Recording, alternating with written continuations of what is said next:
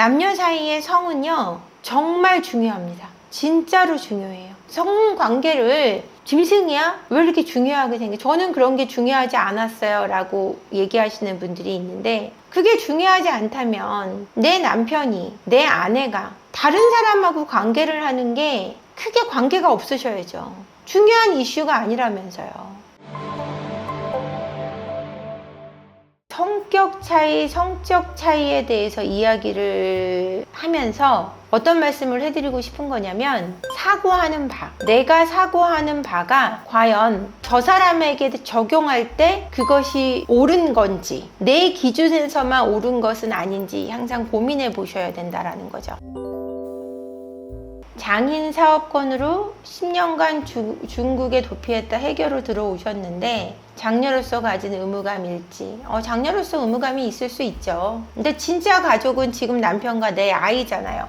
부모와의 관계에 대한 이야기를 지금 저한테 질문을 주셨는데, 부모 관계에서 원가족에서 벗어나지 못하는 건 다 각각의 이유들이 있는데, 그 중에 가장 강한 이유는 아들이고 딸이고 비슷하게 우리 엄마가 너무 불쌍해 라는 기본적인 사고를 갖고 계세요. 우리 엄마 너무 고생했어. 내가 우리 엄마를 행복하게 해줘야 돼. 내가 결혼한 것도 엄마가 좋아하니까 했어. 이런 사고를 가지신 분들이 생각보다 많아요. 엄마가 나 때문에 그렇게 고생했고 날 낳아줬고 엄마 인생을 희생했는데, 내가 결혼해서 이제 내가 돈을 벌고 잘 살고 있으니까 그것에 대한 보상을, 엄마 인생에 대한 보상을 내가 해줘야 된다라고 생각하는 경우가 많아요. 근데 이거는 절대 올바른 사고가 아니에요. 그러니까 잘해드리지 말란 얘기가 아니에요. 그 부모님의 인생을, 엄마의 인생을, 아빠의 인생을 내가 보상해줘야 된다는 사고 자체가 적당하지 않아요. 왜냐면 부모님들이 여러분들을 성장시키고 키우면서 그분들 인생 속에 그 미션이 있는 거예요. 그분들이 선택했잖아요.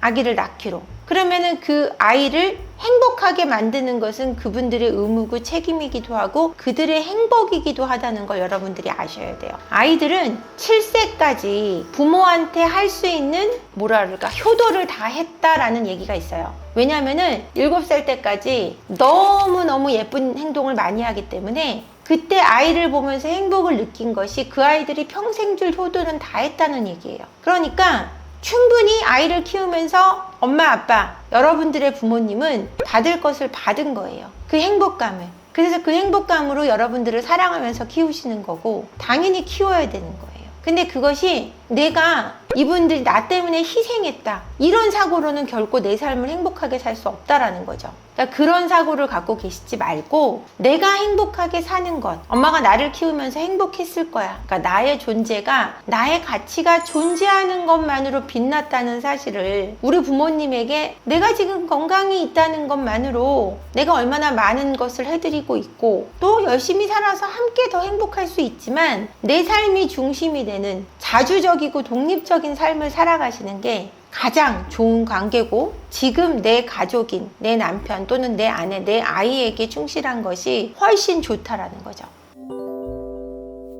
정님이 둘째 아이 낳고 스트레스 이후 남편의 외도가 발생했고, 트라우마 이후 잠자리는 예전만큼 행복하지 않습니다. 지금의 얼그러진 관계로 잭스의 회복 어려울까요?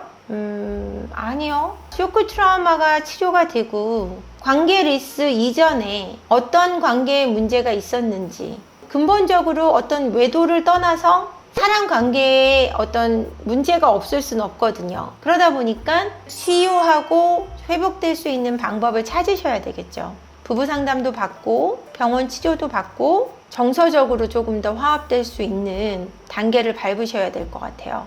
회복은 당연히 가능하죠. 남녀 사이의 성은요, 정말 중요합니다. 진짜로 중요해요. 성관계를 짐승이야? 왜 이렇게 중요하게 생겨? 저는 그런 게 중요하지 않았어요 라고 얘기하시는 분들이 있는데, 그게 중요하지 않다면 내 남편이, 내 아내가 다른 사람하고 관계를 하는 게 크게 관계가 없으셔야죠. 중요한 이슈가 아니라면서요. 그게 중요하기 때문에 다른 사람하고 관계를 한 거에 대해서 화가 나시는 거잖아요. 그죠? 외도 발견 이후 정님이 1년째 그녀과 다시 연락하다 제가 다시 알아냈습니다. 그것 외에 연락한 것은 크게 없습니다. 근데 조금 정님께서 대비를 좀 잘못하신 것 같아요.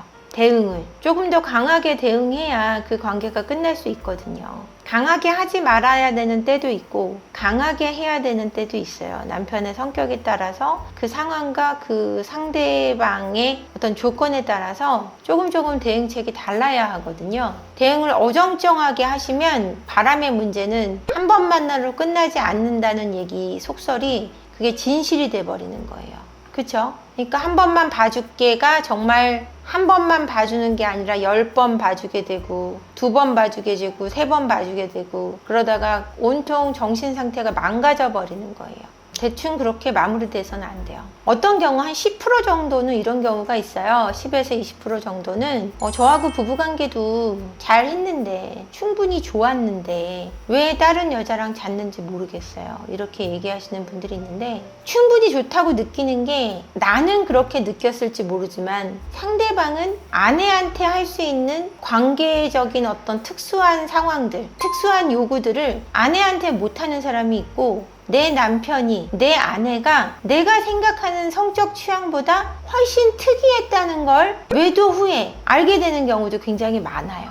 그래서 그런 것들을 전혀 몰랐던 거예요. 왜? 내 배우자에게 나의 특이한 성적 취향을 전부 요구하기는 어려운 거예요. 나를 이상하게 볼까봐. 그래서 그런 일이 벌어진 다음에 알게 됐다. 그래서 나도 이제는 그런 쪽으로 공부하고 있다. 이런 얘기들도 상담 때 많이 하시거든요. 근데 이런 부분은 적극적으로 문제를 해결하기 때문에 문제 해결의 확률이 훨씬 높습니다.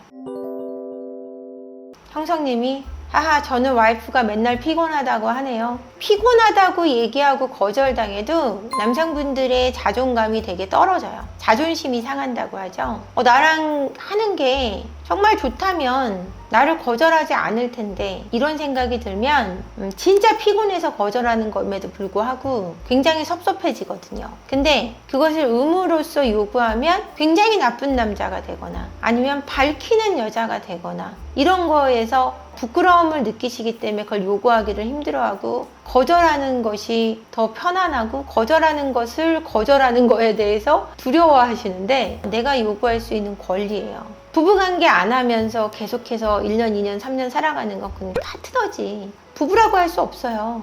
나는 너하고 자고 싶지 않으니까 너도 아무하고도 자지 마. 이거는 고문하는 거예요. 정말 호적이라는 족쇄를 채워서 그 사람이 누려야 될 행복감을 빼앗고 있다고 생각하셔도 거짓은 아니에요.